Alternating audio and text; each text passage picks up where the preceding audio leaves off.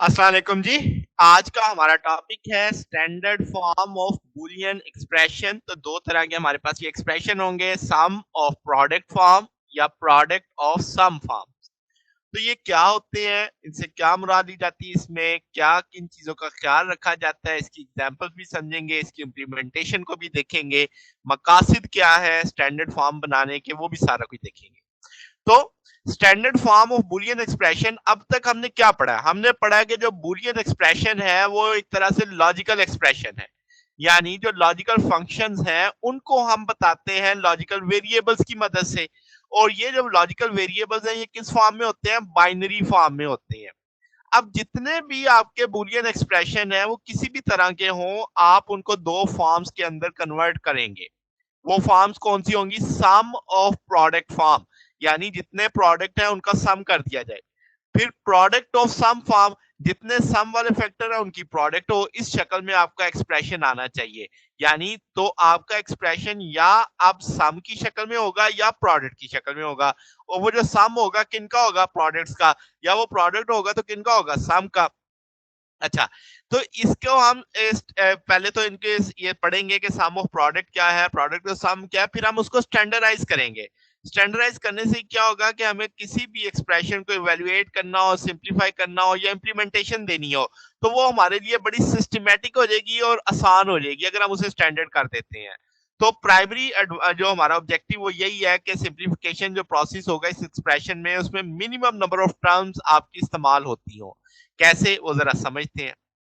अब जनाब, आपके पास सम ऑफ प्रोडक्ट फॉर्म की अगर हम बात करें तो इसमें ये जो सम ऑफ प्रोडक्ट होगा ये एक्सप्रेशन होगा दो या दो से ज्यादा एंड टर्म का। अब आप एंड जानते हैं प्रोडक्ट को रिप्रेजेंट करता है। जो वो टर्म्स एंड हो रही होंगी उनको हम और करेंगे, यानी उनको जमा कर देंगे। तो हर एंड टर्म में एक या एक से ज्यादा वेरिएबल होंगे और आपके पास वो कंप्लीमेंटेड भी हो सकते हैं, अनकंप्लीमेंटेड फॉर्म में भी हो सकते हैं। मिसाल के तौर पे देखो, यहाँ पे दो टर्म्स हैं ए बी सी, एंड हो रहा है, फिर ए बार बी और सी बार। अब इसमें कंप्लीमेंटेड भी है, अनकंप्लीमेंटेड भी है। ये दोनों एंड टर्म को और किया जा रहा है। इसमें तीनों में तीन तीन वेरिएबल आ रहे हैं। फिर आगे देखते हैं, A dot A and B, और ए बार बी सी बार, और सी बार एंड डी बार, और डी। अब इसमें देखो एक वेरिएबल भी शामिल है। इसमें भी देखो कंप्लीमेंटेड भी है, अनकंप्लीमेंटेड भी है। सेम इसी तरह एक एग्जांपल नीचे दी गई है। जब आपके पास काफी सारे, यानी आप देखो A B C D E F G H, अब ये सारे वेरिएबल है। तो अगर देखा जाए तो 10 वेरिएबल इन्वॉल्व है इसके अंदर। तो अब ये इस तरीके से मिसाल समझाई जा सकती है। तो जो सम ऑफ प्रोडक्ट एक्सप्रेशन है, जो सबसे पहले वाला लिखा है, जैसे मैंने ए बी सी आपके पास और ए बार बी सी बार, इसमें जो फर्स्ट एंड प्रोडक्ट है ए बी सी, उसमें तीन वेरिएबल है और वो तीनों अनकंप्लीमेंटेड है, यानी नॉन इन्वर्टेड फॉर्म में है। जबकि सेकंड टर्म में ए और सी किसमें है? कंप्लीमेंटेड फॉर्म में है, इन्वर्टेड फॉर्म में है। नजर आ रहा है हमें? अब जो सम ऑफ प्रोडक्ट का एक्सप्रेशन आएगा, तो जो इन्वर्जन साइन है, हम कह सकते हैं कि वो एक से ज्यादा वेरिएबल पे नहीं लगाना, वो हर एक पे अलग अलग लगाना है। जैसे देखो, सी पे अलग लगाया, डी पे अलग लगाया, इकट्ठा नहीं लगाया। ठीक है? तो आपके पास एक से ज्यादा वेरिएबल पे एक, यानी आपने एक वेरिएबल पे एक ओवर बार लगाएंगे। अब एग्जाम्पल जैसे मैंने कहा कि आपके पास एक्सप्रेशन में ए बार बी बार सी बार, तो आप इसको इकट्ठा नहीं लिख सकते। फिर आपके पास जो एसओपी, यानी जिसे हम कहते हैं सम ऑफ प्रोडक्ट को शॉर्ट टर्म में एसओपी लिख देंगे।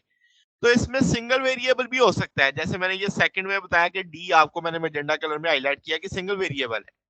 सिंप्लीफिकेशन की बात करें तो जो फाइनल एक्सप्रेशन आएगा आपके पास, या वो एक सिंगल प्रोडक्ट टर्म होगी या वो एसओपी फॉर्म में होगा। अब आपके पास जो सम ऑफ प्रोडक्ट का एक्सप्रेशन है, आप उसको दो एक और तरीके से भी हासिल कर सकते हैं, वो है ट्रुथ टेबल का तरीका।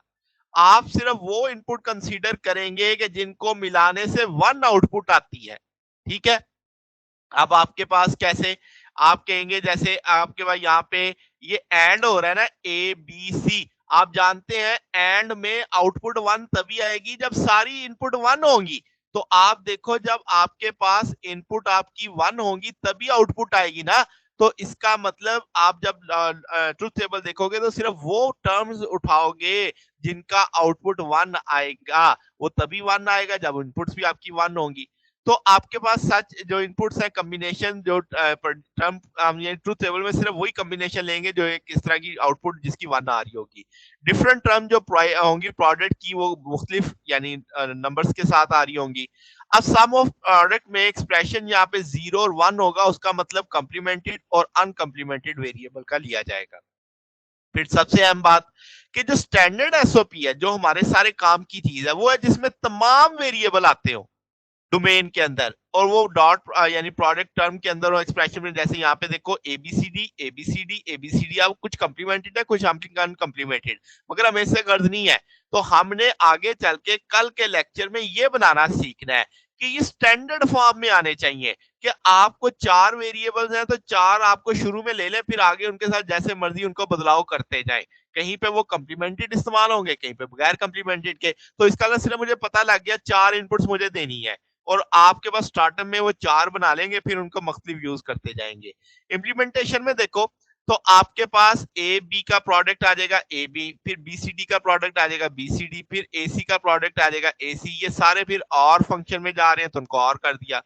इसी तरीके से नॉर और नैंड और नॉर की मदद से भी बनाया जा सकता है। तो हम जानते हैं कि नैंड एक तरह से उलट होता है एंड का, तो अब उसको भी इस्तेमाल किया जा सकता है, मगर मोस्टली हम इसी की एग्जांपल लेंगे एंड और की। आगे चलते हैं।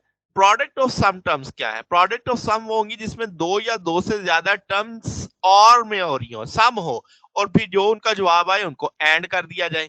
तो और टर्म में एक वेरिएबल भी हो सकता है, एक से ज्यादा वेरिएबल भी हो सकता है, वो कॉम्प्लीमेंटेड भी हो सकता है, अनकॉम्प्लीमेंटेड भी हो सकता है। जैसे आप देखो ये 2 टर्म्स हैं, अब ए कॉम्प्लीमेंटेड और बी, ये एक ब्रैकेट खत्म हो गया, फिर ए और बी बार प्लस सी, तो ये दोनों मल्टीप्लाई कर रहे हैं, एंड हो रहा है, और ये खुद क्या है? और टर्म्स है। समझ गए? इसी तरीके से A bar plus B bar plus C bar, C plus D bar plus C, तो ये आप देखो एंड का है और खुद ये और हो रही है टर्म्स। तो जो पीओएस होता है यानी प्रोडक्ट ऑफ सम वाला एक्सप्रेशन, उसमें सिंगल वेरिएबल भी आ सकता है, जैसे मैंने यहाँ पे मैजेंडा कलर में हाईलाइट कर दिया। तो प्रोडक्ट ऑफ सम में आपका जो सिंगल ओवर वार है वो आप एक से ज्यादा वेरिएबल पे नहीं लगा सकते, बिल्कुल जैसे हमने मल्टी उसमें देखा था सम ऑफ प्रोडक्ट के अंदर। जैसे आप यहाँ पे देखो ए बार बी बार सी बार तो होगा, मगर इस तरह इकट्ठा नहीं लग सकता। तो जो आपका प्रोडक्ट ऑफ सम एक्सप्रेशन है आप उसे ट्रुथ टेबल से भी हासिल कर सकते हो, सिर्फ उन इनपुट्स के साथ जिनकी लॉजिक 0 होगी। ठीक है, तो अब आपके पास हर इनपुट कॉम्बिनेशन एक टर्म देगा और आपके पास जो प्रोडक्ट होगा उन तमाम टर्म्स का वो आपको एक्सप्रेशन दे देगा। तो डिफरेंट टर्म जो आप हासिल करेंगे, सम करेंगे उन कॉरस्पॉन्डिंग लिटरल को, क्योंकि आपके पास वो सम होगा ना पहले, फिर वो आपके पास 0 और 1 वहां पे अनकम्प्लीमेंटेड और कम्प्लीमेंटेड वेरिएबल को रिप्रेजेंट कर रहा होगा। फिर जनाब आपके पास standard POS product of some क्या होगा? जिसमें तमाम वेरिएबल आए उस डोमेन के अंदर, और आपके पास जैसे देखो ए bar plus B bar plus C बार प्लस डी बार चारों है, ए बी सी डी इसमें भी चारों है, ए बी सी डी इसमें भी चारों है, तो इसको हम स्टैंडर्ड पीओएस बोलते हैं।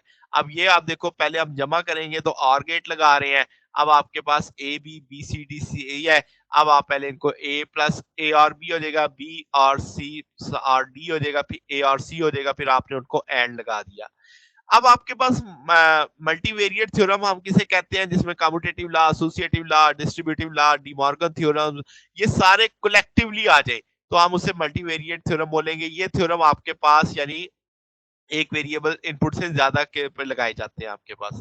तो ये हमारे पास आज का टॉपिक था। कल के लेक्चर में हमने देखना है कि ये जो स्टैंडर्ड पीओएस है या स्टैंडर्ड एसओपी वो कैसे बनाया जा सकता है, उसके क्या रूल्स है। फिर बाइनरी जो भी हमने पढ़ा ना ये पीछे कि आपने उसको 1 में जाहिर करना है, आपकी लॉजिक 0 होगी या लॉजिक 1 होगी उसके अंदर, तो आपके पास इसमें प्रोडक्ट जो आएगा वो प्रोड्यूस वो 0 आउटपुट होएगा, उसमें जो पिछला था सम ऑफ में उसमें 1 आएगा। तो ये बाइनरी रिप्रेजेंटेशन भी देखेंगे पीओएस की और एसओपी के कल के लेक्चर में, यानी हम इसका बेसिक बहुत बुनियादी काम जो हमारी सिंप्लीफिकेशन में हमें काम करने वाला है वो देखने वाले हैं। तो ये आज का हमारा टॉपिक था। अगर आपको इसमें कोई बात पूछनी हो, डाउट हो तो नीचे कमेंट्स में पूछ सकते हैं। वीडियो अच्छी लगी हो तो वीडियो को लाइक कीजिएगा, दोस्तों के साथ शेयर कीजिएगा, चैनल को सब्सक्राइब कर दीजिएगा। अब तक के लिए इतना ही, बकिया इंशाल्लाह फिर नेक्स्ट देखेंगे। ओके, अल्लाह हाफिज।